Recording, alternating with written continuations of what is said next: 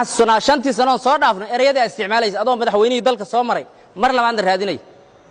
wixii aad ku kaameyn garanaysaan xasuusanaa laakiin annagoo xasuusanaan ku soo dhaweynay oo ku aqbalan haddii marka curfigeeda aad noogu bedeshay inaad qabiil iyo qabyaalad shaati dawlad noogu gashato kaama aqbalayn xasan shiiqaad noqonaysaa annagana reer Jubbaland noqonayna warqad Kismaayo laga soo diray 10 jeer aan sheegnay deegaankan kama soconayso laakiin deegaankan waxa ka soconaya doorasho inay garbaari ka dhacdo dadka reer Jubbaland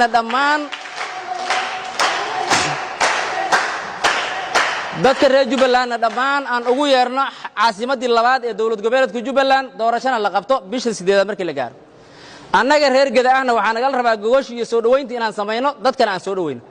dadka reer Jubbaland waxaan ugu baaqaynaa dal iyo dibad meel ay jiraan aqoon-yahankooda suldaankooda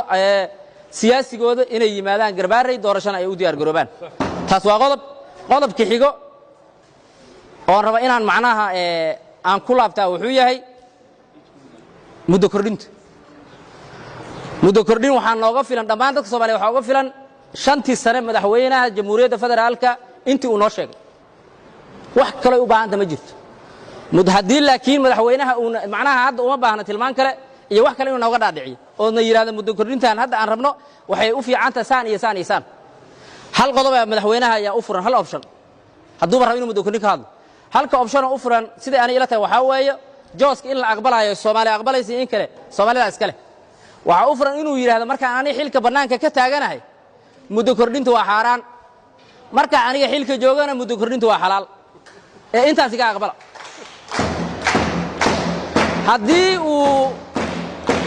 hadduu asaga kororsadayna intaas aan nooga filan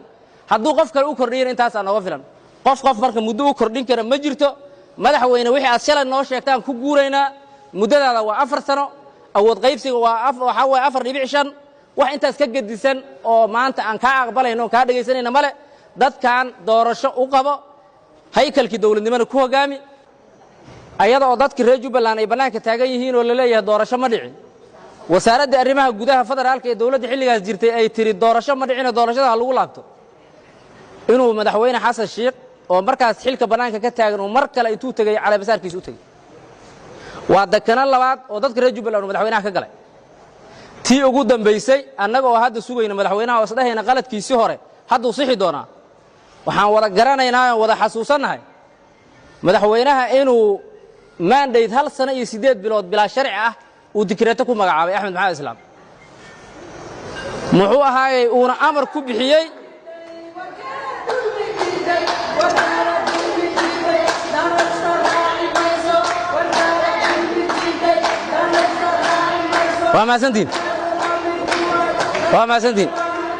waa maasantiin waxaan marka halkaas ka cad waa duulaankii saddexaad oo ku talagala oo bareera oo madaxweynaha jamhuuriyadda dadka reer Jubbaland u geystay waxaan sugaynaa inuu qaladkii saxo waxaan sugaynaa dadkaan inuu isu keeno waxaan sugaynaa inuu dibashiin u sameeyo waxaan sugaynaa dawlad ay wada leeyihiin inuu dhiso waxaan sugaynaa deegaanada Jubbaland oo maqan asagoo dadka reer Jubbaland kaashanaya in la xureeyo laakiin cagsigeeda waxa dhacay intuu qol isku soo xiray madaxweynaha shakhsiyaad curfi nacayb oo gaar uu ku jiro intuu la shawray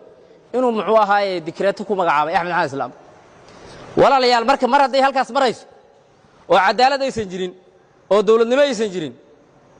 annaga reer Jubbaland waxa naga rabaa go'aankanaga inuu cadaado cid macnaha nagu qasbi karto waxaana raali ka ahayn aysan jirin waayo Soomaaliya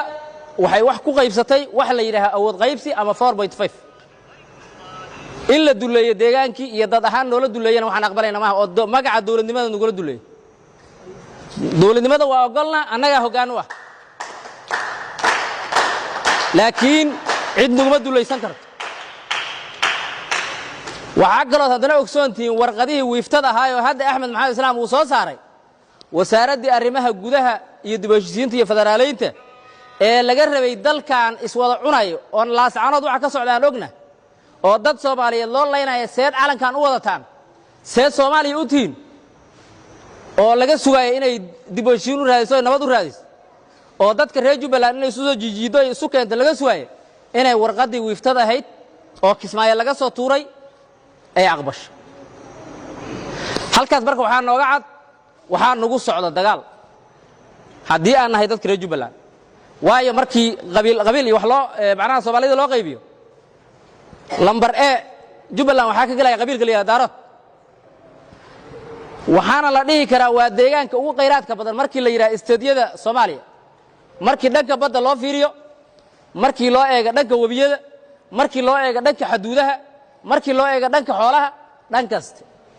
hadday dadkan deganaan helaan iyo kala dambeyn iyo dawladnimada waxay gaarayaan inay isku filaadaan cagsigeeda marka waxaa noola isticmaalayaa maamul madax ka noola oo shakhsi inuu duleeyo loogu talagalay inuu joogo yuu isticmaalay madaxweynaha dekanada uu noola dagaalamaya intaas waay tan labaad oo noola dagaalamayana waa inuu madaxweyne maxamed cabdullaahi farmaajo adinkin ka dhashay